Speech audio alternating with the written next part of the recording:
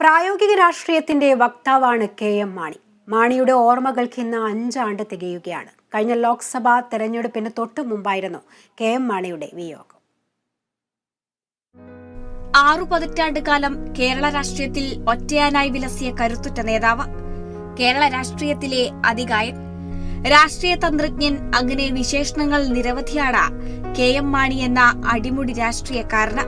കോട്ടയം മീനച്ചൽ താലൂക്കിൽ കർഷക ദമ്പതികളായ മരങ്ങാട്ടുപിള്ളി കരിങ്ങോഴയ്ക്കൽ തോമസ് മാണിയുടെയും ഏലിയാമ്മയുടെയും മകനായി 1933 ജനുവരി 30 ജനനം.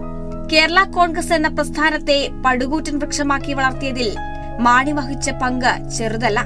വളരുംതോറും പിളരുംതോറും വളരുമെന്ന സിദ്ധാന്തവൽക്കരണത്തിലൂടെ പാർട്ടിക്ക് അടിവരയിട്ടതും ഇദ്ദേഹം തന്നെയായിരുന്നു. 1960കളിൽ കലങ്ങിമറിഞ്ഞ കോൺഗ്രസ് രാഷ്ട്രീയമാണ് കേരള കോൺഗ്രസ് എന്ന പാർട്ടിയുടെ പിറവിക്ക് കാരണമായത്. എന്നാൽ ഇന്ന് ആ പാർട്ടിയെ പിളർത്തിയത് കെ.എം. മാണി എന്ന അതികായകന്റെ മരണം തന്നെയാണ്. മാണിയിലെ രാഷ്ട്രീയക്കാരൻ നേടിയെടുക്കാത്ത റെക്കോർഡുകളും ചുരുക്കമായിരുന്നു.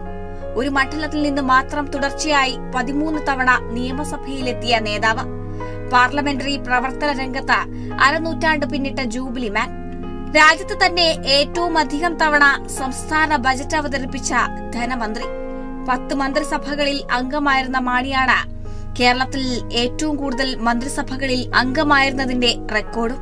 അങ്ങനെ എത്ര റെക്കോർഡുകളാണ് അദ്ദേഹം തന്റെ രാഷ്ട്രീയ യാത്രയിൽ നേടിയെടുത്തത്.